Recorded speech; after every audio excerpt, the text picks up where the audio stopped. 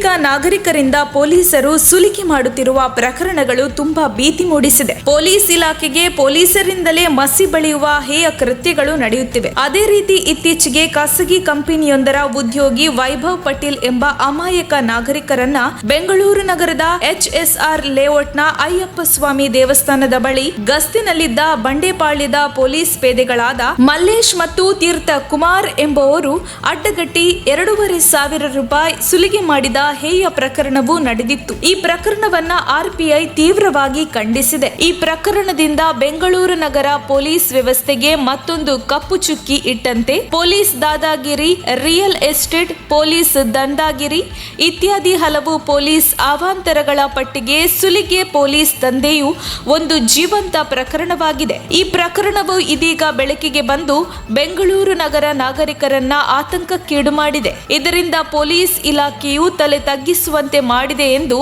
RPI ಪ್ರತಿಭಟಿಸಿದೆ. ಆರೋಪಿ ಕಾನ್ಸ್ಟೇಬಲ್ಗಳನ್ನ ಸೇವೆಯಿಂದ ಅಮಾನತುಗೊಳಿಸಿರುವ ಆದೇಶ ಹೊರಬಿದ್ದಿರುವುದು ಸ್ವಾಗತಾರ್ಹವಾದರೂ ಅವರನ್ನು ಸೇವೆಯಿಂದ ವಜಾಗೊಳಿಸಿ ಕಾನೂನಾತ್ಮಕವಾಗಿ ಶಿಕ್ಷಿಸುವ ಕ್ರಮ ಜರುಗಿಸಿದರೆ ಮಾತ್ರ ಪೊಲೀಸ್ ಇಲಾಖೆಗೆ ಗೌರವ ತಂದು ಕೊಟ್ಟಂತಾಗುತ್ತದೆ ಮತ್ತು ಇಲಾಖೆಯಲ್ಲಿರುವ ಇಂತಹ ಅನೇಕ ಕೇಡು ಬುದ್ಧಿಯವರಿಗೆ ಪಾಠವಾಗಿ ಪರಿಣಮಿಸಿ ಮಾನವೀಯತೆಯ ಪೊಲೀಸರಾಗಿ ವರ್ತಿಸುತ್ತಾರೆ ಎಂದು RPI ಹೇಳಿದೆ. ನಾಗರಿಕರನ್ನ ಸುಲಿಗೆ ಮಾಡುವ ಪೊಲೀಸರ ಮನೋಧರ್ಮವು ಬದಲಾಗಬೇಕು.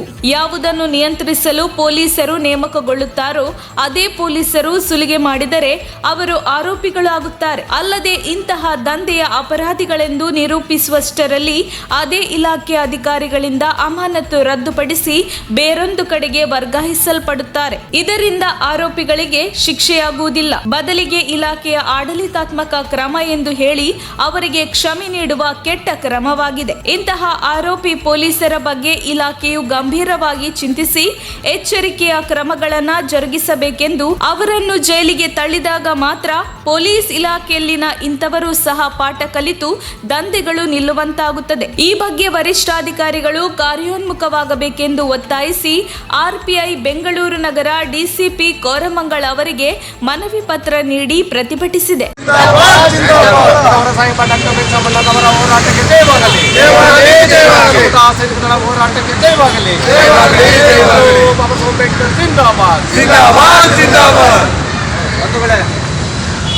ಈ ದಿನ ಏನು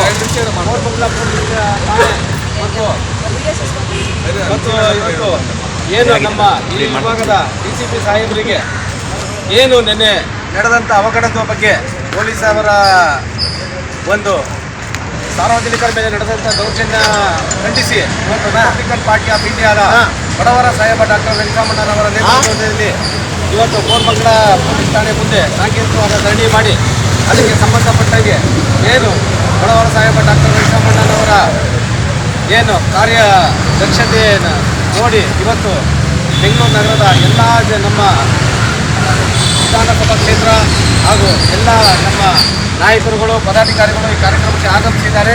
ಮತ್ತು ಇವತ್ತು ಸಂಬಂಧಪಟ್ಟ ಠಾಣಾ ಅಧಿಕಾರಿಗಳಾದ ಈ ಕೋರಮಂಗಲ ಠಾಣಾ ಅಧಿಕಾರಿಯಾದ ನಟರಾಜ್ ಸಾಹೇಬರು ಬಂದು ಇವತ್ತು ಮೆಮೊರಿ ತಗೊಂಡು ಈ ರೀತಿ ಏನು ನೀವು ಸಾರ್ವಜನಿಕರ ಮೇಲೆ ಆಗಿರುವಂಥ ದೌರ್ಜನ್ಯವನ್ನು ಖಂಡಿಸಿ ಮಾಡ್ತಾ ಇದ್ದಾರೆ, ಅದಕ್ಕೆ ನಾನು ಶ್ಲಾಘನೀಯ ಆಗಿ ನಿಮ್ಮನ್ನು ಹೊಗಳ್ತಾ ಇದ್ದೀನಿ. ಹಾಗಾಗಿ ಮುಂದೆ ಈ ರೀತಿ ತಪ್ಪು ಯಾವುದೇ ರೀತಿ ನಡೆಯಲ್ಲ ಅನ್ನೋ ಒಂದು ಹೇಳಿಕೆ ಕೊಟ್ಟು ಮತ್ತು ನಾವು ನೀಡಿರುವಂಥ ಒಂದು ಮೆಮೊರಂಡನ್ನು ತಗೊಂಡು ಇವತ್ತು ಅವರು ಏನು ಸೂಕ್ತವಾದ ಒಂದು ಕ್ರಮ ಜರುಗಿಸೋಕ್ಕೆ ಅಧಿಕಾರಿಗಳಿಗೆ ನಾನು ಈ ಮಾಹಿತಿ ನೀಡ್ತೀನಿ ಅಂತ ಈ ಮೂಲಕ ತಿಳಿಸಿದ್ದಾರೆ. ಒಂದು ವೇಳೆ ಈ ಕಾರ್ಯಕ್ರಮಕ್ಕೆ ಆಗಮಿಸಿರುವ ಏನು ಬೆಂಗಳೂರು ನಗರದ ಉದಯ್ ಕುಮಾರ್ ಅವರು ಇರ್ಬೋದು, ಸೋಮು ಇರ್ಬೋದು, ಮತ್ತು ಯುವ ಘಟಕದ ಅಧ್ಯಕ್ಷರಾದ ನಾಗೇಶ್ ಇರ್ಬೋದು, ಮಂಜು ಅವರು ಇರ್ಬೋದು, ರೂಪಕಲಾ ಅವರು ಇರ್ಬೋದು, ಮಹಿಳಾ ಮುಖಂಡರಾದ ಮಂಜುಳಾ ಅವರು ಇರ್ಬೋದು, ನಾಗಣ್ಣ ಅವರು ಇರ್ಬೋದು, ಅದೇ ರೀತಿ ರಾಣಿಯಮ್ಮ ಅವರು ಇರ್ಬೋದು, ದೇವಸ್ಥಾನ ಅವರು ಇರ್ಬೋದು, ಮತ್ತು ನಮ್ಮ ಮರ್ಸಿಯವರು, ಮತ್ತು ಏನು ಬೆಂಗಳೂರು ನಗರ ದಕ್ಷಿಣ ಭಾಗದ ಪ್ರಧಾನ ಕಾರ್ಯದರ್ಶಿ ಕುಳಿತಮಲ್ಲೆ ಗೋಪಾಲ್ ಅವರು ಇರ್ಬೋದು, ಅವರು ಇರ್ಬೋದು, ಮತ್ತು ಜಾನ್ ಅವರು ಇರ್ಬೋದು, ಪ್ರತಿಯೊಬ್ಬರು ದಯವಿಟ್ಟು ಯಾರ ಹೆಸರು ಬರ್ತಿದ್ರು ಬೇಗ ಮಾಡಿದರೆ ಪ್ರತಿಯೊಬ್ಬ ಎಲ್ಲ ಕಾರ್ಯಕರ್ತರಿಗೂ ನೀವು ಒಂದನ್ನು ತಿಳಿಸುತ್ತಾ ಈ ಕಾರ್ಯಕ್ರಮವನ್ನು ಮತ್ತು ಈ ಧರಣಿ ಸಾಂಕೇತಿಕ ಧರಣಿಯನ್ನು ಮುಕ್ತಾಯಗೊಳಿಸ್ತಾ ಇದ್ದೀವಿ. ಜೈ ಭೀಮ್, ಜೈ ಭೀಮ್, ಜೈ ಭೀಮ್, ಜೈ ಭೀಮ್, ಜೈ ಜೈ ಭೀಮ್, ಜೈ ಜೈ ಭೀಮ್.